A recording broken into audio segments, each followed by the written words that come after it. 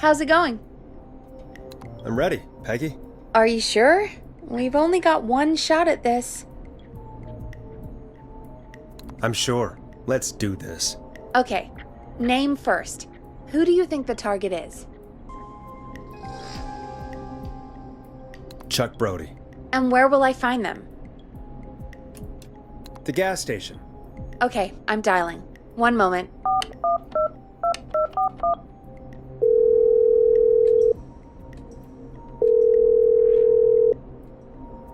Hello? Chuck Brody! Listen, I know this sounds crazy, but we have reason to believe the Whistling Man is coming for you. You need to get yourself and everyone else out right now. The Whistling Man? Who the hell are you? Who is this? This is Forrest Nash. Listen, the Whistling Man's back. We found a list with your name on it, and... Oh, God. It's today. The year I finally let myself forget.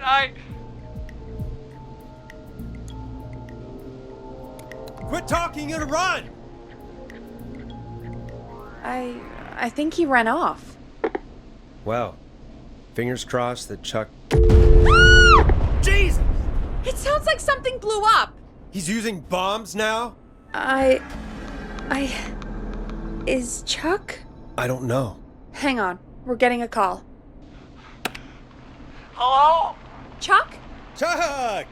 Forrest, the whole goddamn gas station's gone up. Is anyone hurt? I don't think so. I got everyone to follow me out. The town's only ambulance was blown to hell, though. Yeah, damn it, that fireball threw me. I've got to get to the hospital. I'm not feeling great.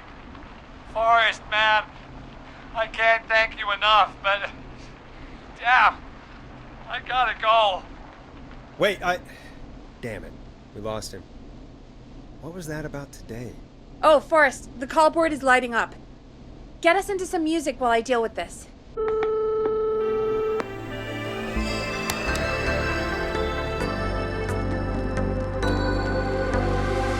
Here's some music while we regroup here on KFAM 189.16, The Stream.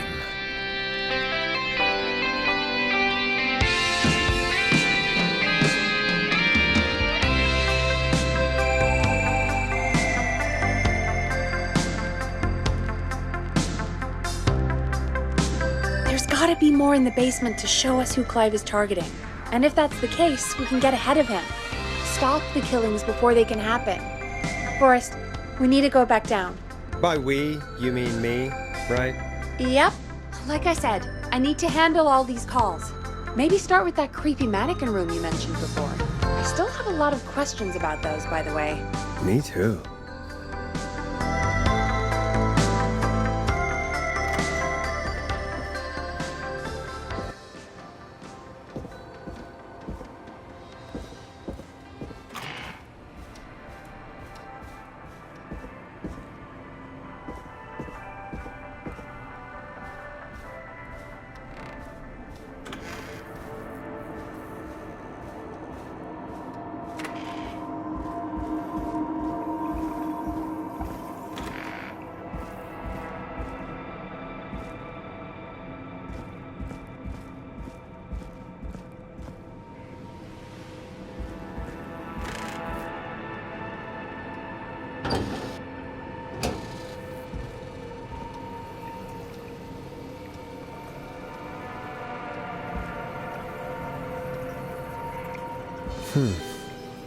A key? Was this always here? I must have missed it when I brought everything upstairs.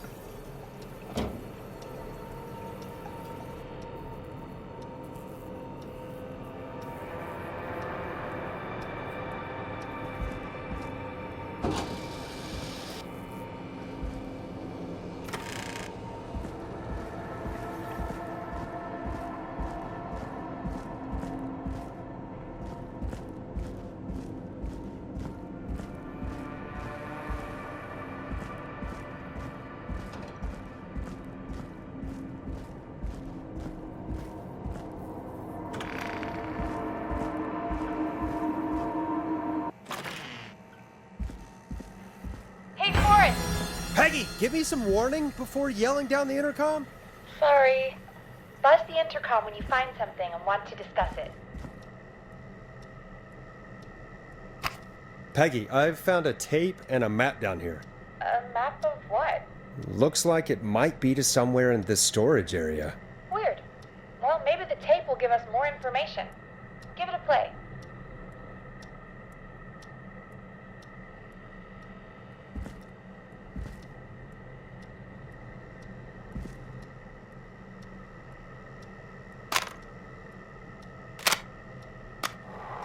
George Barrow, 1968. That's when this all began for me. Follow the maps, find the tapes. I'll be waiting. Wait, George Barrow? We all heard that he drowned after a night out drinking. Was it actually Clive? Has Clive really been the whistling man for that long? He says I need to follow the maps and find the tapes. I guess that's what this map is about. I think we need to see what else is hidden down here. Be careful, Forrest. Keep looking. Buzz the intercom when you found something.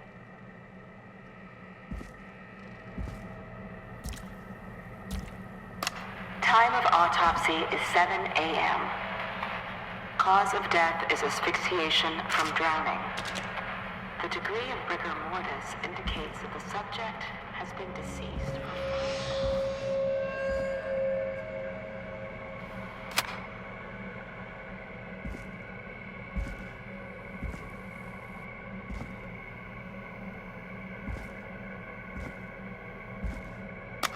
Preliminary toxicology results shows no signs of inebriation.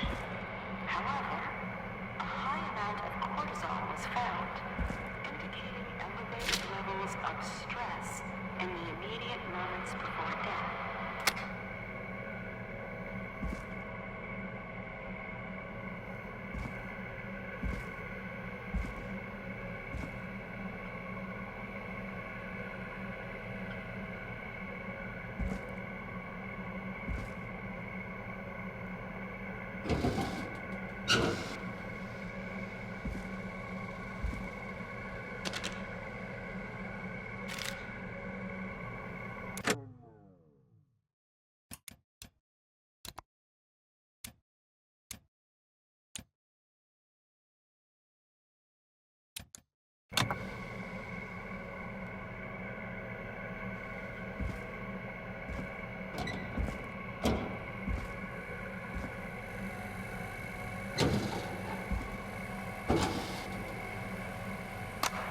Additionally, there appears to be a post-mortem injury to the arm.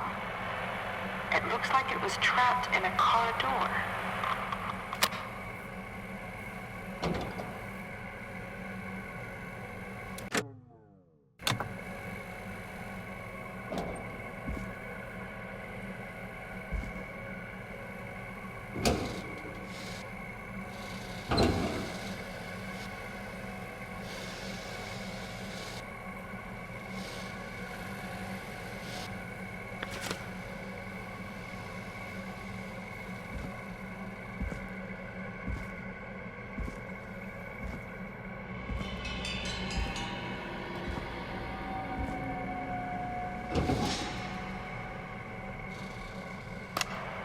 It is the coroner's opinion that the subject likely feared for his life and was chased, resulting in a fall from a height into a body of water.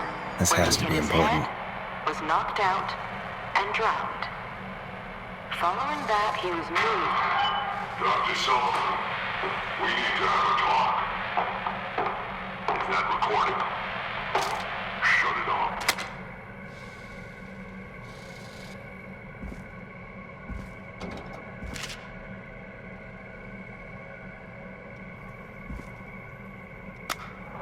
If you're listening to this, then I'm probably dead. What the... I'm a man who likes to stay informed. I've got subscriptions to Ooh, newspapers. a new all vinyl over for the my country. collection. A few weeks ago, I noticed headlines cropping up in those papers, one after the other.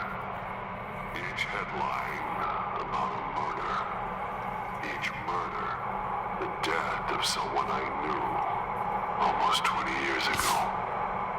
And each one drawing closer to Gallows Creek, drawing closer to the anniversary. None of us are innocent, but I don't think we deserve killing. All I hope now is that I can save some folk from the worst, that I can, I don't know, do something to make up for what I did back then, I guess.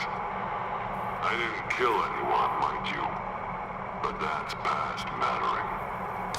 Now, there's more I could say than I should say, but my employer made it clear that my family would pay a high price if I ever spoke out. So, hopefully I've said enough for you, listener, whoever the hell you are, to start putting the truth together. What the hell? Peggy is not going to believe this.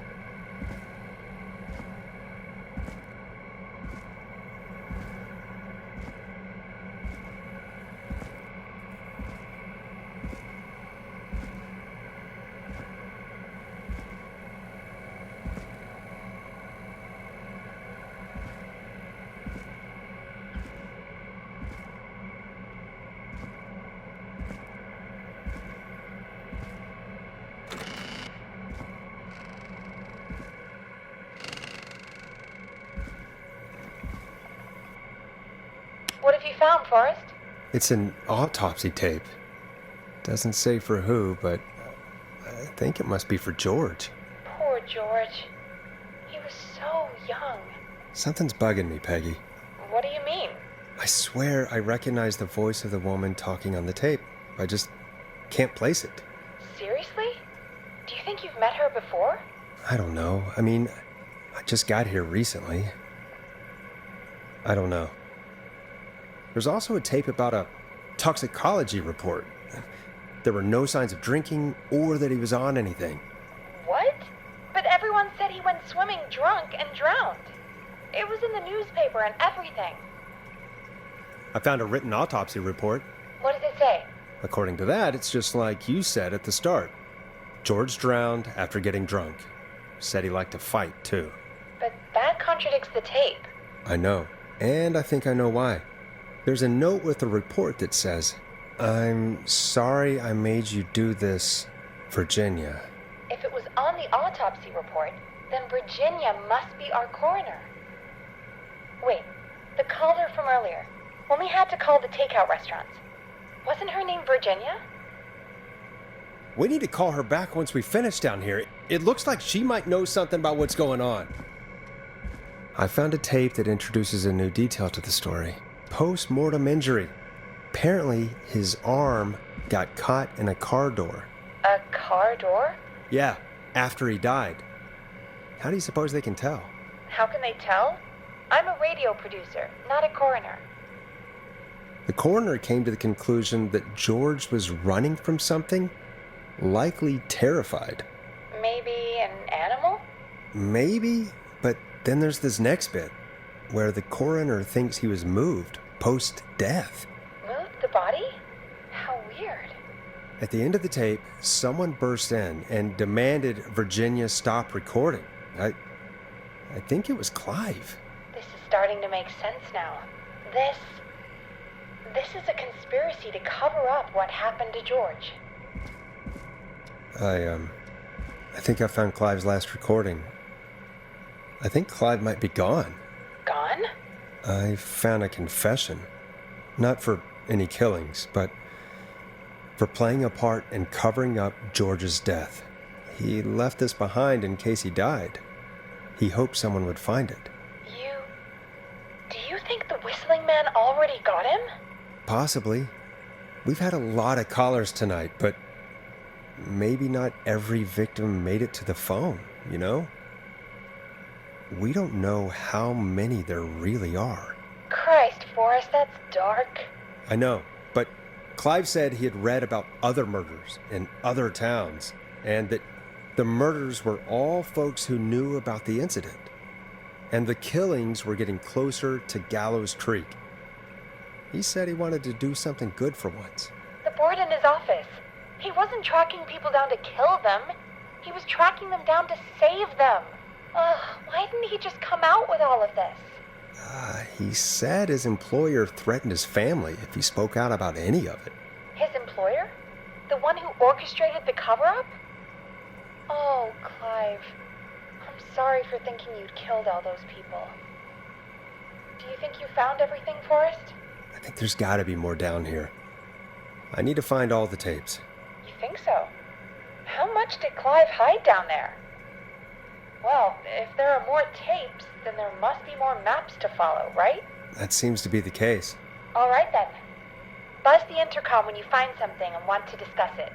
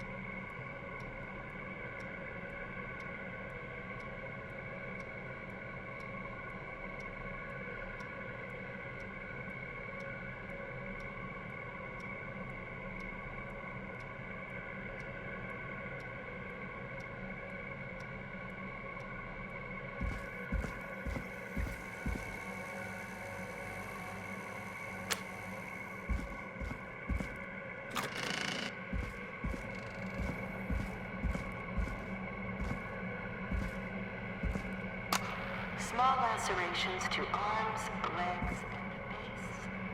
Typically obtained by running through foliage. Severe blistering to the feet. As though the deceased had been running with us.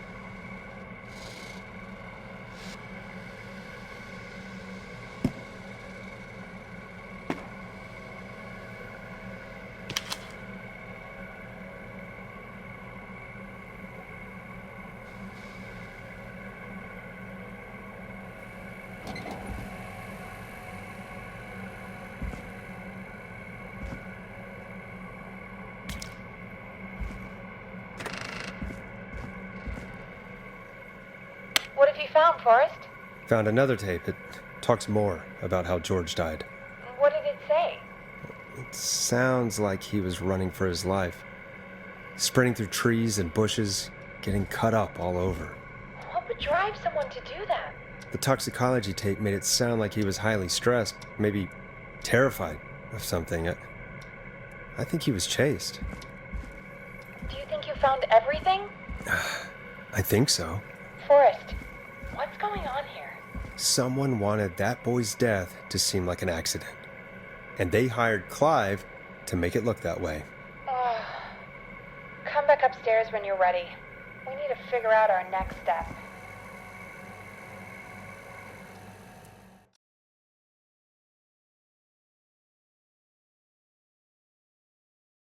Thank God you're back, Forrest. I've been running out of stuff to pad our airtime with. Peggy, you work in radio.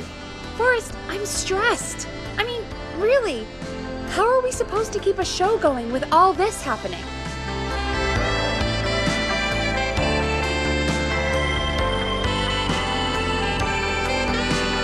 This is our job, Peggy. We gotta do it. You're right. So, what's the plan now? I think we should call Virginia back. All right, I'll get her on the line. When you're ready, shut the music off.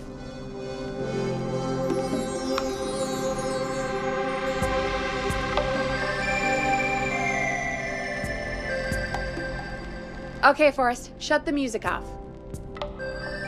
Hello again, Gallows Creek. This is Forrest Nash. We're circling closer to the truth behind tonight's events. To this end, we're calling back one of our earlier callers, Virginia Sullivan.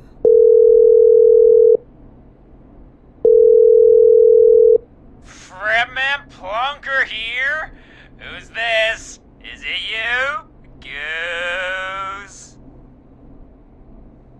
Plunker, hey, it's the Radio Man, Forrest Nash. Radio Man? What's up? Solving mysteries, saving lives. The huge.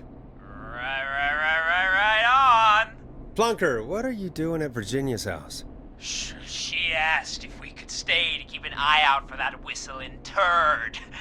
So we're hanging out, bro. Well, that's big of you, Plunker. No, it's nothing.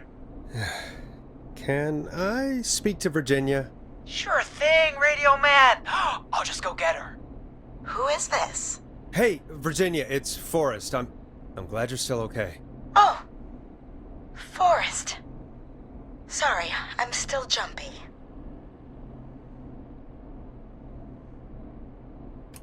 Sorry to hear that, but listen, hey, we need to talk. What about? We're calling because we think you can help us understand why this is happening tonight. Me? What would I know? Does the name Clive mean anything to you? Clive? No, I don't know that name. What are you asking about this for? You mentioned that name earlier when you called us the first time. I don't know what I said then. I was petrified, Forrest. Clive's the janitor at our station, and we know you spoke to him in the past. Forrest, please. You don't know what you're doing. He'll come for me. Virginia, it's okay. Clive won't be coming after you. We think Clive's dead. Dead? But isn't he? He's the whistling man, Forrest. We found evidence to the contrary. But It's true. And we found your autopsy reports for George Barrow. how? I saw him destroy them. Well, he didn't. I don't know if he kept them or made copies or what, but we found them, and we know it's related to what's happening tonight, which is why we called you. Why did you write a false report? All right. One day, I came into work to find a boy on my slab. And as I finished the autopsy, this man, Clive, he just burst in. And he started making demands to give over the reports, to falsify what I found. Of course I said no. But, well, when someone wants to make you do something, they can use the carrot or the stick. For me, he used both. You see, my sister is sick. She has a chronic condition that's never going away. It's expensive to treat, and it was getting to where I couldn't afford it. And Clive promised me that his employer would pay for my sister's treatment if I did what he said. And that if I ever spoke about this, he'd beat me to within an inch of my life. I don't know why he had me do it, but my sister needed me. You have to understand. She needed me. We understand. I don't. You helped cover up the death of a child. Forrest! But he threatened me. And my sister... You abused your power to help yourself. Oh, God. Forrest, that wasn't necessary. It needed to be said. So, Virginia's tied up in all of this. Clive threatened her to keep quiet about George's death. But for who? Why cover up these details? Maybe we could have called Sandra, see what she knew. Well, we win some and we lose some, I guess. I guess. Looks like we've got a call coming in. Welcome to 189.16 The Scream, with me, your host, Forrest Nash. Hi, Forrest. I know this is really out of the blue with everything happening tonight, but I wondered if you could send this special birthday message to my uncle. No, I don't wanna. Oh, come on! It's his birthday. I won't have a chance to do it again until next year. May as well, Forrest. Fine. What's his name? Thank you, Forrest. He's my Uncle Ronnie. His first name's Peter, but he never liked his name. But since he always had salt and pepper hair, even as a kid, can you believe it? Folks always called him Pepper. Thanks for the history lesson. Is there anything besides happy birthday you would like to say to Mr. Pepper? Oh my God damn it! Yes! Tell him he can get the best birthday deals and party packages here at Putney's Pizza. Starting at You son of a bitch! Stop calling us! God damn it, Peggy, this is your fault! My fault? I said I didn't want to do it. Don't blame me because Brian Ponte can't control himself. Don't worry, we've already got another caller on the line. Just pick it up, okay?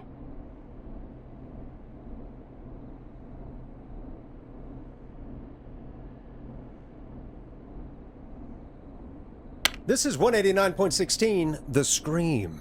I'm Forrest Nash. You're on the air, caller.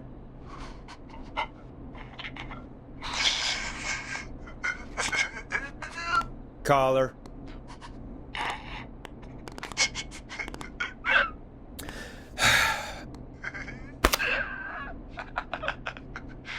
Ponte. Ponte's Pizza always delivers.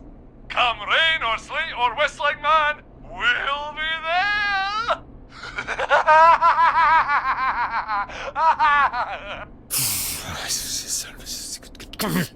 Forrest?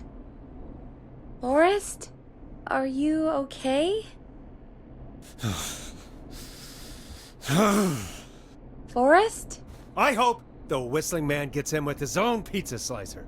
Jesus, Forrest? Sorry, that was too much. It's okay.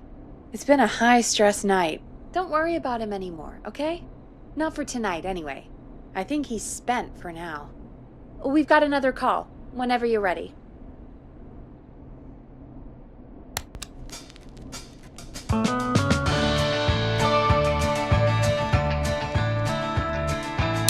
Hit the button. We have a caller. Folks, don't spend your money at Ponte's Pizza. That's all I'm gonna say about that. Moving along, I'd like to welcome another caller to 189.16 The Scream, with me, Forrest Nash. Who, may I say, is calling? Well, hello again, Forrest. Don. Don? We played your song, Long Ride Home. Did you hear it? Can you tell us? Never mind that now. First, I'm calling because I need your help. Don, we had a deal. kept my end. Who is the next target? Oh, it's too late for that now. I'll be the judge of that.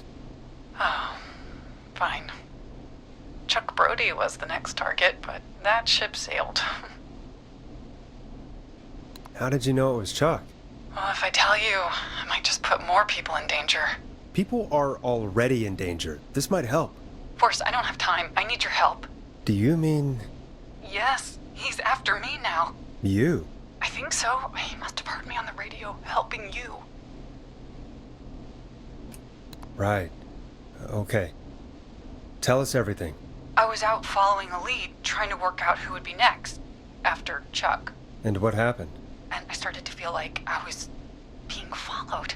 So I came back to my apartment building, but this newfangled security system has me locked out. I need you to help me get inside.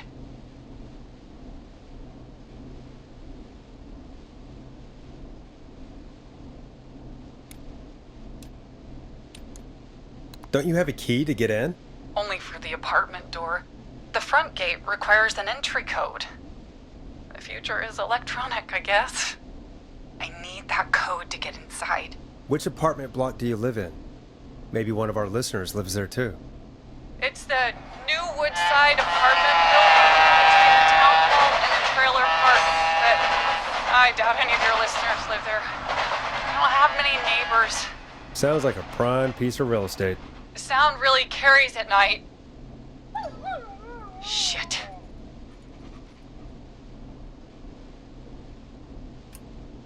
I'm guessing you're not a dog person. No, I'm not. It's my neighbor's dog. Boy, I wish he'd muzzle that thing and... Oh.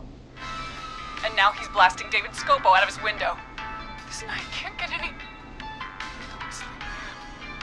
He's coming down the street. I don't think he's seen me yet. Forrest, please. I need your help. I need the code for that security system, or I'm gonna die. What's the name of the security system? There's a sticker on the box. It says Starling Security 4000. There's a keypad, and it looks like it wants a 6-digit number. We'll see what we can do. Thank you, Forrest. Yeah, of course. Don't worry, Don. Thank you, Forrest. I knew I could count on you. I'll sit out of sight. Call me back soon. All right, folks. Here's a little tune for you all to enjoy while I try to break Dawn into her apartment. You were pretty quiet there, Peggy. Forrest, was it just me, or was there something... It wasn't just you. Something was weird about that. Yeah, well, tell you what, we have a Starling 4000 or whatever here at KFAM. Clive bought one for the station. Maybe we can find something to help. I'm not sure who, but to help someone.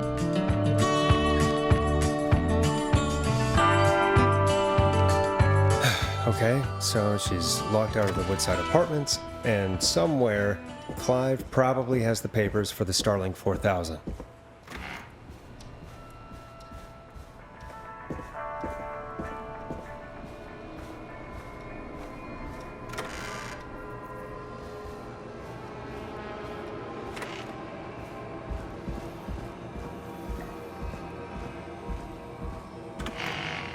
Starling 4000 user manual. Ah, these codes should come in handy.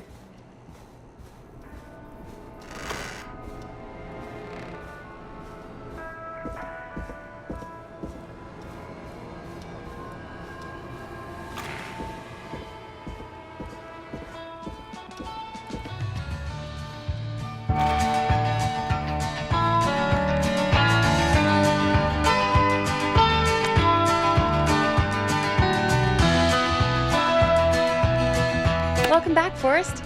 Find anything? The Starling 4000 security manual. It's got a bunch of codes. Good. And did you find anything else? Nothing except the manual. All right. Well, I'll get Dom back on the line then, Forrest. I'll let you take it from here. Thanks, Peggy. Line 1, whenever you're ready. Don, are you there? This is Forrest Nash from 189.16, The Scream. Oh, thank God you're back. I'm so afraid. What's the code to the gate?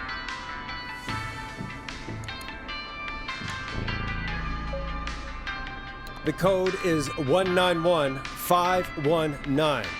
Thank you, Forrest.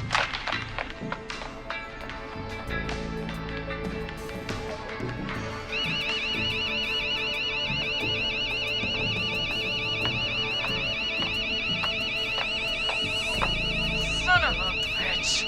Ah!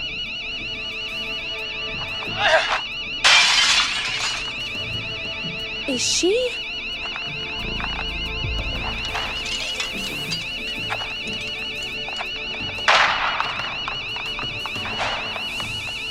Yeah, stay out! Nobody disrespects the sanctity of the ring! Don't ever come back here again! I'm calling the cops! Thank God. Hello? Is someone there? Ricky, get back inside and turn on the radio. Whoever that was, she was trying to break into the ring. She? Forrest, man, you got no idea. That was him! That was the whistling man! The alarm gave me just enough time to get my rifle. I don't like hurting folk, but I can't let anything happen to Maxie. He's my best friend, you know? Listen, man, I'm heading back inside. Gonna barricade that window. My man, thank you. You and Peggy can skate for free whenever you want, forever. That's a done deal. Thanks, Ricky. Can't wait. You got it. Talk to you soon. Okay, Gallows Creek, here's some music while we process what just happened.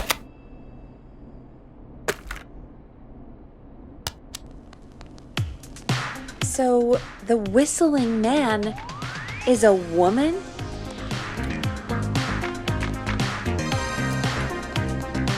Yeah, I worked it out a while ago. Yeah, sure, Forrest. You just never mentioned it. She called up. You spoke to her multiple times. I knew she wasn't right. Is that right, Sherlock? Why do you think she requested that song? To get me outside? Maybe, but how? She didn't know the song was outside to start with. That's right. She never actually attacked me out there. So, what now? I guess I should make an announcement. We do have new info. Okay, kill the music and you can make the announcement. Okay, you're live in 3, 2... Hey folks, this is Forrest Nash here. I hope you're all safely locked inside. For those of you listening to that last call, you might be wondering what to make of it all. Here's our take.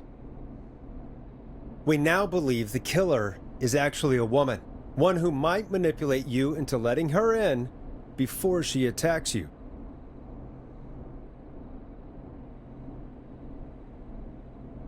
We're neighbors. Look out for each other and stay safe.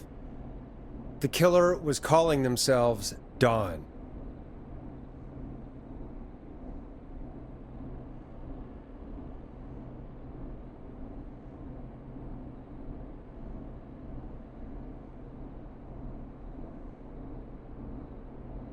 This could be a fake name.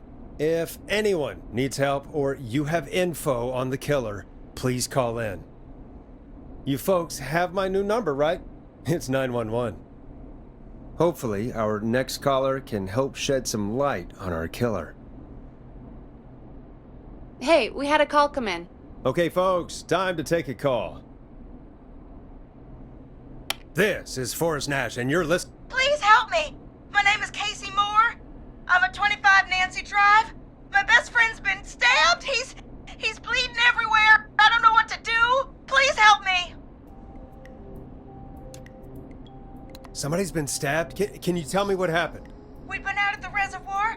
We were heading back to his place when we heard this whistling all of a sudden. He just started freaking out. He screamed at me, told me to hide. I'd never seen him like that, and I just panicked and ran and hid in a bush. Oh no. Forrest. Then what happened? He went up the road and talked to someone. I couldn't really hear or see anything. It sounded like he might have known the person, and they just stabbed him. Casey, was his attacker the whistling man? The who? They had a mask and wore all black? That's all I know. Please, we need help here. I'll get you help, but I need to know. Where did the masked person go? They left. They left him to bleed out. I waited until they were gone, then dragged him into the garage and called 911. Wait, why didn't she make sure he was dead? I don't know.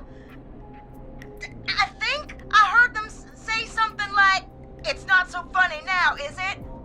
Before they left, but please, he needs to get to the hospital. I can't drive, so we need an ambulance. Forrest, the ambulance was destroyed in the explosion at the gas station. You should get all the info you can. What's your friend's name, Casey? It's Jason Parker. Can you tell us where Jason was stabbed? They stabbed him in the stomach, and then stabbed him again in his leg when he was on the ground, and it's...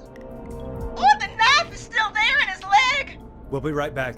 Peggy, patch us through to the hospital. On it. Phoning St. Gabriel's now. Switch to line 2. Hello, St. Gabriel's Hospital. How can I help you? Hi, this is Forrest Nash from 189.16.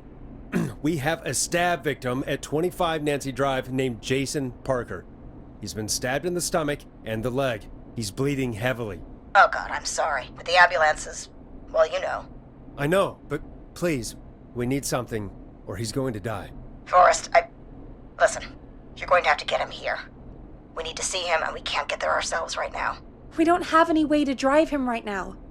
And even if we did, he's bleeding out fast. All right, listen. We need to buy him time to get here. That means stopping the blood first, and then finding someone to stabilize him. To stabilize him, you really need someone with first aid training. Do either of you have any? No. Me neither. Damn it. I'm really sorry about this, but I have other patients who can't wait. All I can do is talk you through the procedure as quick as I can, and then leave the rest to you. You think you can handle that? We don't really have much choice. Hit me. Okay, from the top. If he's bleeding out, then you need to get him comfortable and try to stem the bleeding. Lay him down. Apply continuous pressure directly to the affected areas. When the bleeding slows, get a clean cloth of some kind and hold it over the wounds. Get them comfortable.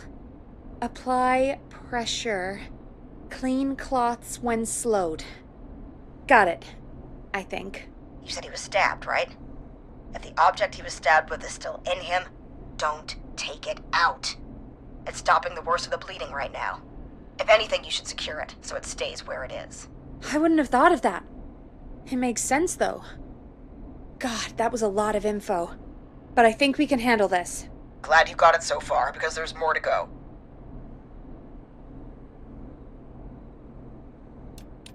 I'm still with you, Doc. What else do we need to know? If he's lost a lot of blood, he may enter shock. If he does, act fast. If you applied a cloth and it's bleeding through, don't remove it. Just apply another on top of it. If it's safe, elevate his legs to get blood circulating to his vital organs. Try to keep him warm. Get him to rest and reassure him. We need the patient to stay calm. All right, don't replace bandages, elevate his legs, keep him warm and calm. This is a lot. I'm really sorry.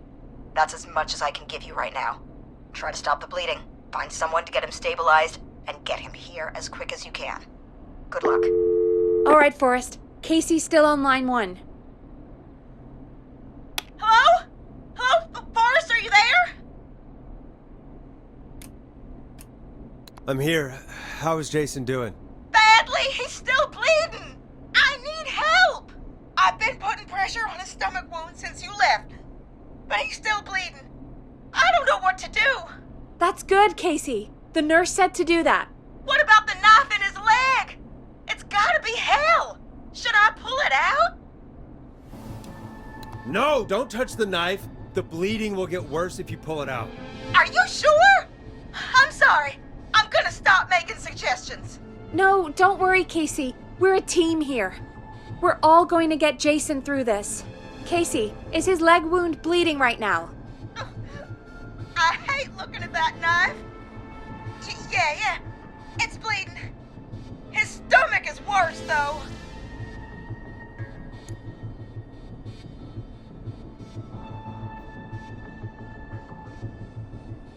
All right, I think we need to leave that knife alone.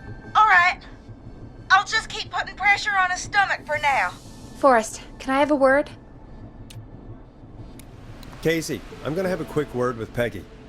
Keep putting that pressure on and let us know when the bleeding is under control. You're doing great. But what if something happens? We'll still be here. Just shout if you need anything, and we'll be there. I promise. Okay. I'll wait. Jason, please be okay. What's up, Peggy? We can't stay on the line with her all night. Dawn is still out there. What if other people need us? You're right. She's probably on her way to her next target right now. Exactly. And you heard the nurse. We need someone there with training who can stabilize him. He's got to get to the hospital somehow. Could somebody nearby help them? Maybe drive them to the hospital? You know, that's exactly what I was wondering. Do you have anybody in mind? I might. A little before you started working here, KFAM did a mandatory first aid training course. Me and Karen missed it because we were away on a producer getaway. You skipped it, didn't you? Never mind. So, how does KFAM's first aid course help us? Casey said they're at 25 Nancy Drive, right? Yeah? Why? They put up a bunch of cheap houses around there about 10 years ago. So a bunch of people here at the station live around there. Do you think any of them could help Casey and Jason? Probably, but I don't know who lives there. And since I missed the training day, I don't know who knows first aid. Could you call them and ask? I don't know everybody's numbers. I've only ever called Karen. Everybody's personnel info is probably in Reggie's office. Got it. I'll look through their files in Reggie's office. It's a life or death situation. I'm sure they won't mind. Right. But there are a couple of problems with that. Go on. It's sensitive information, so Reggie probably locked it in his safe.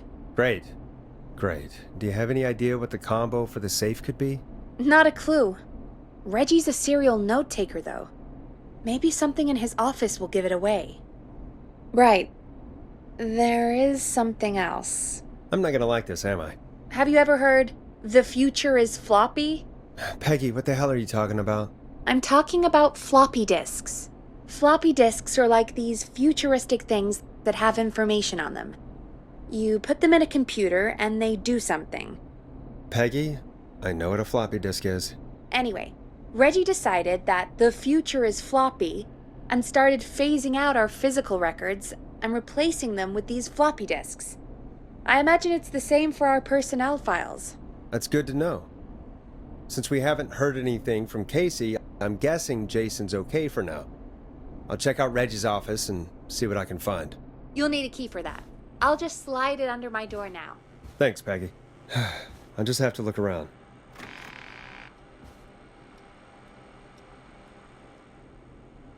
Good. I'll patch my mic down to the office, so you'll hear me over the intercom.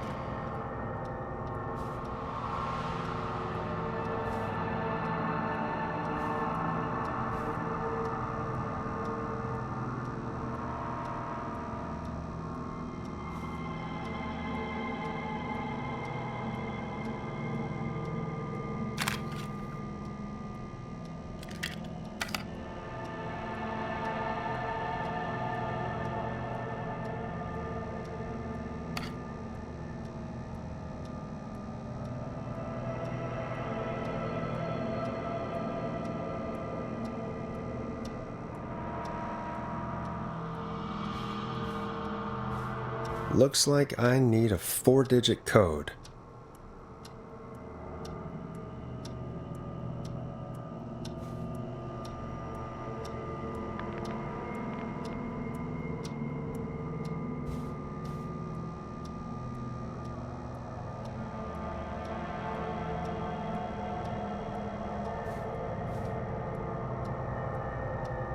Hey, Peggy, you there?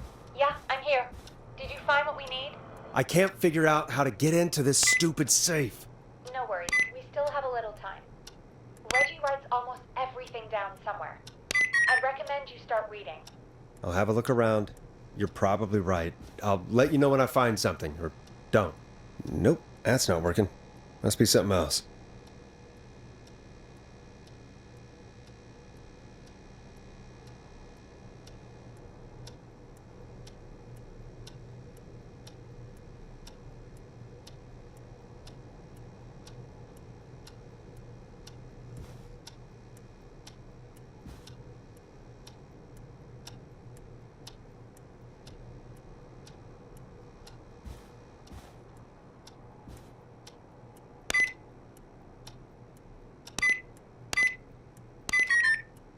Nope, that's not working. Must be something else.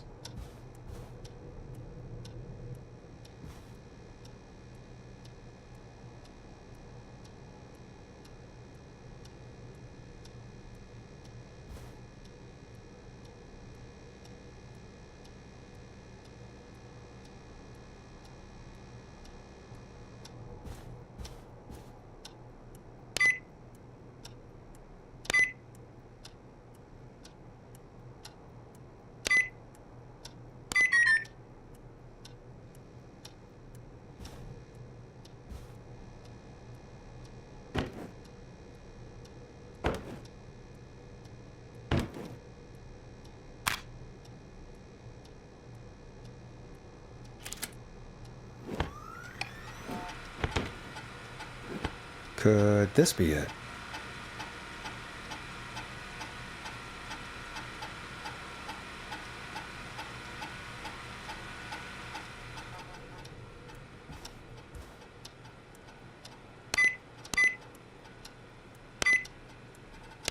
Nice!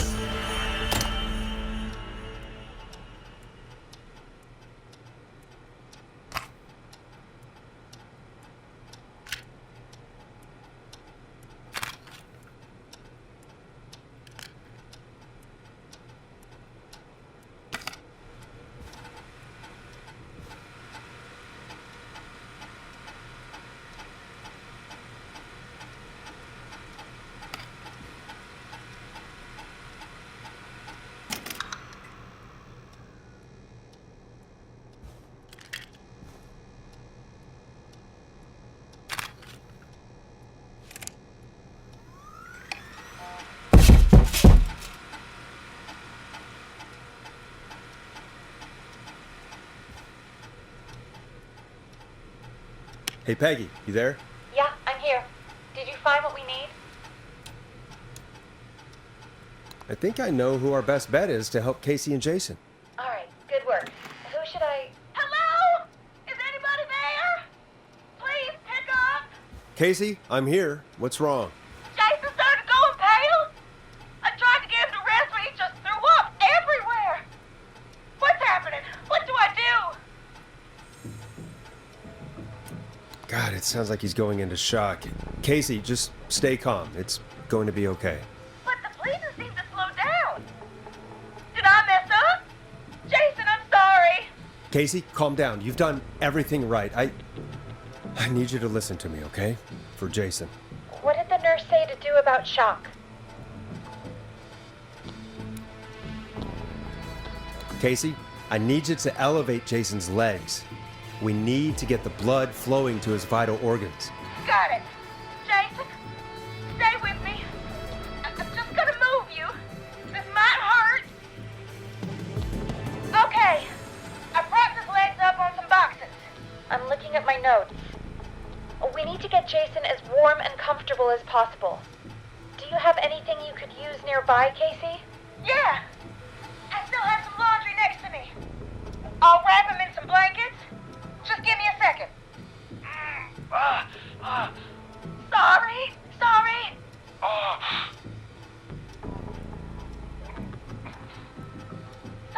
Sorry.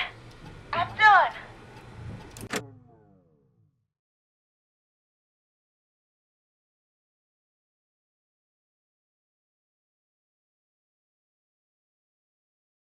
You're gonna be okay, Jason.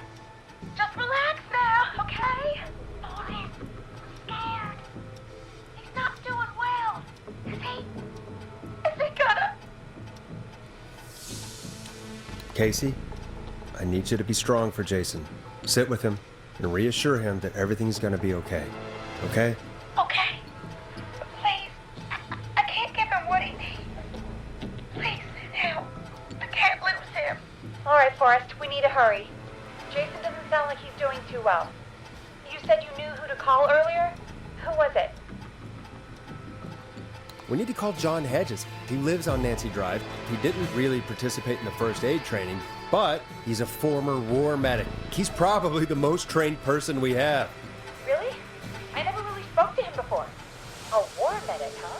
Yeah, and according to Reggie's notes, John keeps all of his old equipment at his house. He's something of a hoarder. All right. What's his number? 5420735. Calling now. Let's hope he picks. Who the hell is this calling me? What time is it? John, it's Forrest Nash here at KFAM. We have an emergency and we need your help. Forrest? If this is a work emergency, then it can wait until the goddamn morning. Just leave me a note like everybody else. A man has been stabbed by the Whistling Man, or... Never mind. He's lost a lot of blood, and he's passed out. We need you to help him. The Whistling Man? What kind of joke is this? John, we're not kidding. A man is gonna die if we don't help him right now. Seriously, I haven't been called on for over 10 years. Where's the patient? What's his condition? He's at 25 Nancy Drive. I think we got his friend to stem the bleeding, but he's gone into shock. He's passed out right now. You say he was stabbed? Do you know the extent of his injuries? From what we were told, he has 2 major stab wounds. One to the stomach and one to the leg. The knife is still in his leg, and the stomach wound is open. Understood. Let me grab a few supplies and I'll head right over. Damned if he dies on my watch. Thank you, John. We'll let him know you're on your way. Good luck. Hello, Casey. Are you there? How are we doing? Bad. Jason seemed really weak and then just started thrashing. What about now? Is he still thrashing? He's passed out. Please tell me you found someone to help. Casey, help is on the way. My colleague will be there soon. You hear that, Jason? Someone is coming. You're gonna be just fine. Just hold on for me, okay? Just hold on. Come on. Hello, Casey. John Hedges. I'm here about Jason. Please let me in. I'm guessing that's Jason there. Casey, I'm gonna need your help. Forrest, Peggy, don't you two worry. We've got this from here. Okay. Forrest, we'll call you back later. I have to go now. Good luck, everyone. God, I hope he's gonna be all right. And with that, the show moves on.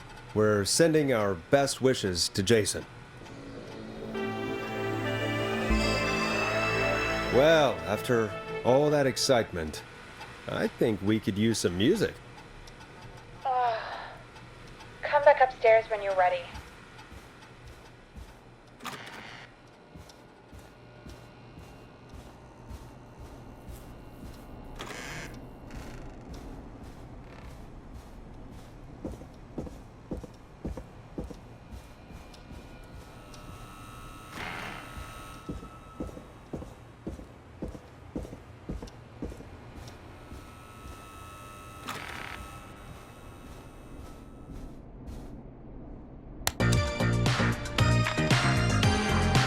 You're gonna love this next track. It's getting pretty late. This might be your last break for the night, so try to enjoy it. Give me a buzz when you want to go back on air.